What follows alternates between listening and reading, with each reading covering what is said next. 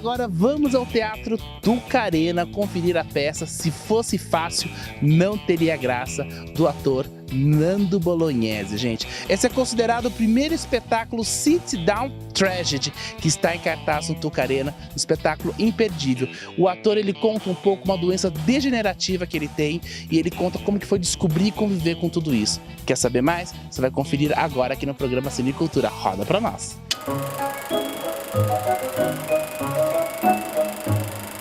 Cinecultura está no Teatro Tucarena, tem ao meu lado Nando Bolognese. Nando, bem-vindo ao Cinecultura. Vamos falar da peça Se Fosse Fácil, Não Teria Graça. Se fosse fácil, não ia ter graça mesmo, Nando? Oi, Cris. Muito prazer, obrigado pelo espaço. Eu acho que sim, né? Eu falo assim, eu sou corintiano, brasileiro, meu ídolo é o Don Quixote. Eu adoro ganhar coisas de virada. Eu falo assim, você está jogando uma partidinha, começa ganha de 5-0, é uma coisa. Agora você está perdendo de 2-0, faltando 15 minutos, empate e vira, é muito mais legal. Com né? certeza, o sabor da vitória é diferente. Você está paquerando uma pessoa, liga, não atende, dá uma gelada, aí você conquista. É muito mais legal, não é? Até certo ponto. Tem um limite, sim. Mas eu acho que se fosse fácil não teria graça. Eu acho que as dificuldades e tal são um temperinho ali extra das coisas, né? Que bonito ouvir isso, é bom. Nando, conta um pouquinho sobre esse espetáculo. O que eu achei interessante aqui é considerada a primeira peça Sit Down Tragedy. O que seria uma peça Sit Down Tragedy? É porque aí eu vou comprar um problema com muitos amigos meus. Eu vou te contar, assim, para todo mundo que está vendo. Eu não gosto muito de stand-up comedy. Eu tenho um monte de amigos que vão ficar loucos comigo. Não gosto muito. E quando eu fiz a minha apresentação, logo depois alguém veio falar: pô, mas o seu espetáculo é assim, é um tipo de stand-up comedy. Eu falei: não, bicho, é um sit-down tragedy. Para fazer o oposto. Não é stand-up, é sit-down, não é comedy, é tragedy. Eu estou sentado contando uma história de limitações progressivas. Uma tragédia não é uma... Porque eu queria me distinguir do stand-up comedy. E aí eu falei, poxa vida, mas é mesmo, né? Porque tem uma coisa parecida no sentido de ser um ator em cena, falando, que eu fico 1h20 falando, e que tem um aspecto cômico, porque eu sou palhaço, então apesar da temática ser esse relato autobiográfico dessa minha trajetória desde que eu recebi o diagnóstico de uma doença incurável, progressiva, com potencial incapacitante, então tudo para ser uma coisa trágica, mas eu sou palhaço, então o meu ponto de vista, a perspectiva através da qual eu apresento essa história, é engraçado, as pessoas riem muito. Então, por isso que teve esse papo, um stand-up, né? Você sozinho, você falando, a galera ri e tal. O palhaço participa bastante disso, de todo esse processo, então, de alguma forma, Nando? Eu acho, na minha história, na minha trajetória, eu fui sacando que, pra mim, o palhaço não é só quando eu tô no palco, de nariz vermelho e maquiado. Eu comecei a notar que eu dou bastante aula, bastante curso de palhaço, que o palhaço, na verdade, pra mim, é a perspectiva através da qual eu olho a vida, olho as minhas coisas, sabe?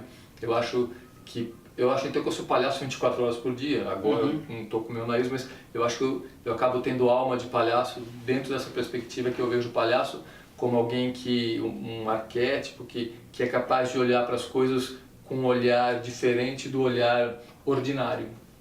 Conta um pouco a tua história, o que aconteceu para você chegar nisso tudo, né? Eu sou ator, né? Eu tinha uma trajetória comum, assim, ordinária. Eu era um filho de classe média alta, eu estudava, estudei numa escola boa, entrei numa faculdade bacana. E aí eu fui viajar e tal, e eu comecei a apresentar uns sintomas esquisitos, umas dificuldades para jogar bola, umas coisas assim, coisas rotineiras. Mas assim, eu estava jogando mal, comecei a sentir a minha mão estranha, dormência nas mãos, dificuldade para levantar, e aí o ápice assim, foi quando eu não conseguia apertar o botão de um desodorante, estava fora do Brasil. E aí eu fui procurar um médico e tudo mais, é uma história que eu conto no espetáculo, no livro também. Lá na Itália, fizeram vários exames comigo e não me falaram em diagnóstico e tudo mais. Mas enfim, eu acabei voltando para o Brasil e aí eu recebi o diagnóstico de esclerose múltipla. E eu recebi esse diagnóstico em 90, eu tinha 21 anos. 21 anos, essa doença ela pega de 20 a 40 anos e por isso que é um pouco assim, chato, porque é na idade produtiva das pessoas, né, no ápice produtivo das pessoas, e ela é limitante. Ela é progressiva e as suas limitações vão se somando, vão ficando sequelas, né? Mas é curioso porque desde que eu recebi o diagnóstico, eu nunca encarei como algo pesado, que me tirasse o sono. Claro que eu vivenciei momentos de dificuldade, momentos nos quais eu chorei, de desalento, é claro, eu não sou super-homem. Mas, de um modo geral, eu nunca fiquei ali nas cordas, sabe? Ai, quase em nocaute. Eu não sei Não virou a vítima da vida, né, Mauro? Você acha? Sim. Daquela ponto se parou com tudo, chega...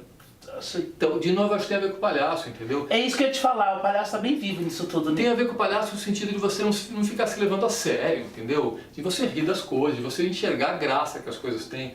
E efetivamente de não se levar muito a sério. Sendo palhaço não tem como você se levar a sério, né? Palhaço é o ser falido, é o ser inadequado, é o que erra tudo. Se você tem uma viagem muito... Ai, tudo ser muito sério, então você não consegue. E por conta desse treinamento do palhaço, que o problema é um bilhete de loteria premiado, né? Porque tudo que o palhaço precisa é um problema. Eu falo até no programa do espetáculo que na minha vida, eu e a esclerose múltipla formamos uma dupla de palhaço, no qual a esclerose joga o papel do palhaço branco e eu faço o Augusto, né? Nessa estrutura de que o palhaço branco é o Dedé dos Trapalhões e o Augusto é o Didi. A esclerose múltipla é o meu Dedé, é o branco, ela vai me colocando os problemas e tudo que o palhaço precisa é de um problema. E aí eu vou tendo que me virar com isso, brincar com isso, jogar com isso.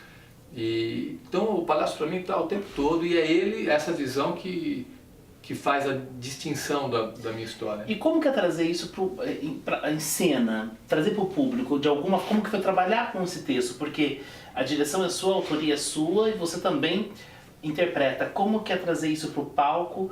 De uma forma, porque você deve mexer com muitas pessoas que estão na plateia de alguma forma. Você está há 6 anos em cartaz, né? Isso. Temporadas, vai vir mais de 20 mil pessoas já assistindo esse espetáculo. Ele tem uma mensagem, você toca, você cita, eu acho que você vira o espelho de muitas coisas em certo momento. Posso falar isso, Nando, ou não? Eu acho que sim. Eu fui descobrindo ao longo da temporada e tudo mais que esse espetáculo, na verdade, acabava tendo muito a minha cara e era um certo amadurecimento do meu trajeto artístico, de eu descobrir quem é o Nando o artista. Porque você falou, como é que é? Eu fico 80% do tempo sentado, falando. Por esse nosso papo aqui, você vê que eu sou um cara que fala bastante, eu adoro falar. Ótimo isso! Então, eu descobri... O entrevistado certo, quando a gente é no vácuo. Eu descobri essa coisa que eu comecei a chamar do ator-narrador, porque eu falo, eu sou um contador de história, porque eu fico 1h30 contando. Claro, existe uma linha dramatúrgica, mas ela é toda permeada por histórias que eu vou contando. Então eu falo muito, eu descobri que eu tenho essa característica no palco de levar a coisa para o ator-narrador. E o palhaço ele é mudo, né? Tem de tudo, tem né? De tudo. Tem mudo, tem falante, tem palhaço, tem de todo jeito. E é curioso porque eu participei do elenco de palhaços improvisadores do Jogando no Quintal, era um espetáculo de improvisação de palhaço. E uma vez nós chamamos uma pessoa incrível, a Juliana Jardim, para fazer uma oficina com a gente. E ela falou, depois de assistir alguns espetáculos, trabalhar um pouco com a gente, ela falou, gente, vou dar um retorno para vocês que vai deixar vocês surpresos tanto quanto para mim. Mas de todos vocês, o palhaço mais físico é o Nando. É engraçado, né? E aí nesse espetáculo que eu faço, Se Fosse Fácil, eu tô de cara limpa, né? Eu não tô de palhaço, embora eu diga que para mim palhaço eu sou sempre. Mas tem um momento no qual eu me dou de presente fazer um pequeno trecho do meu solo de palhaço, então eu coloco meu nariz de palhaço e revivo um pouco aquele espetáculo que eu fazia só lá, eu fico em pé e tudo mais. Evidentemente hoje em dia eu tenho uma limitação, então eu não consigo ficar, faço uns 10 ou 12 minutos só do espetáculo. Mas eu acho que o espetáculo acabou tendo essa característica de ser um ator-narrador, no qual eu falo bastante, e é engraçado e ao mesmo tempo ele é reflexivo. E o público? O feedback do público? Porque eu acho que tanto o ator quanto o palhaço, quanto o personagem, o público é o movimento de tudo, não é, Nando? Sim, com certeza.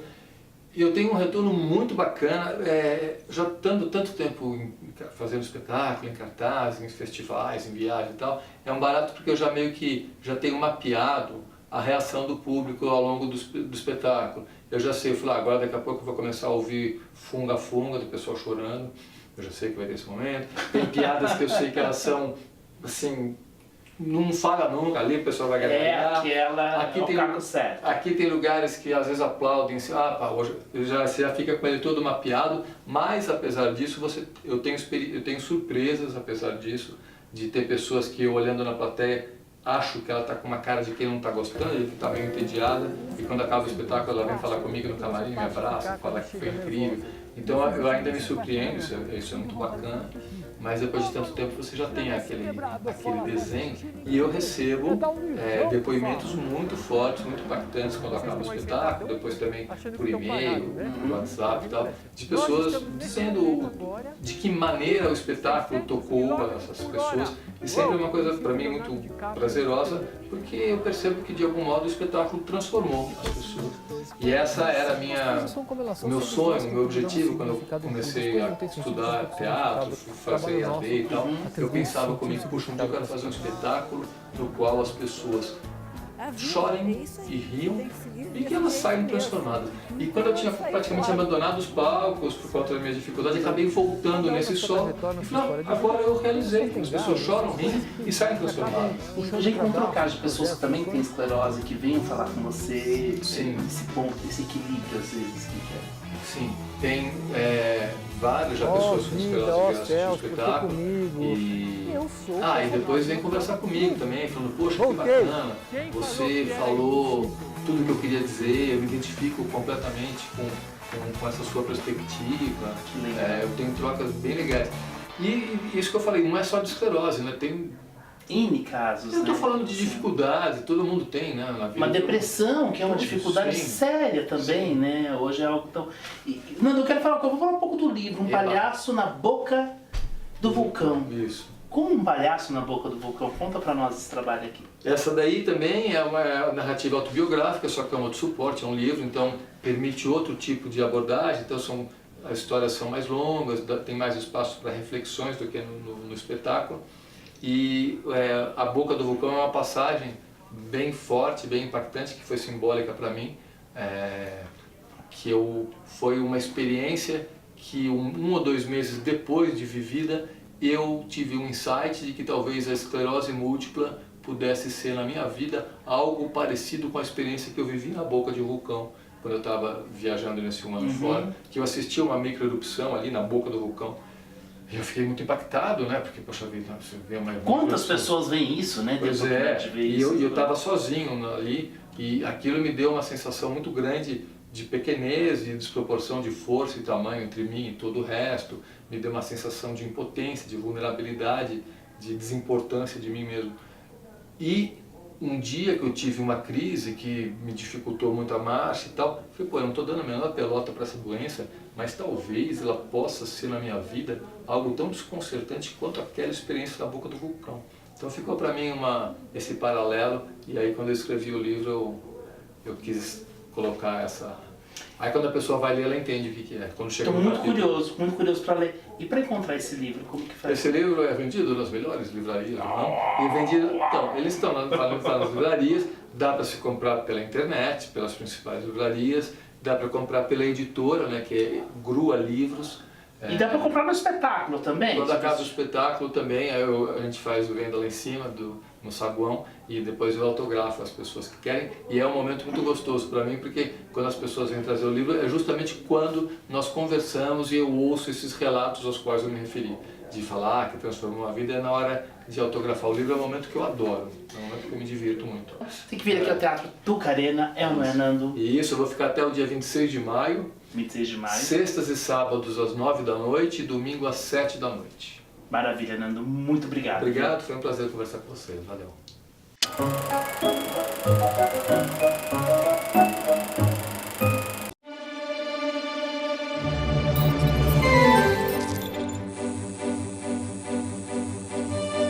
Chegamos ao final de mais o Cinecultura. Acesse o nosso site www.cineculturatv.com.br. Também estamos no Twitter, estamos no Facebook, estamos no YouTube. Aonde você procurar, lá está o programa Cinecultura.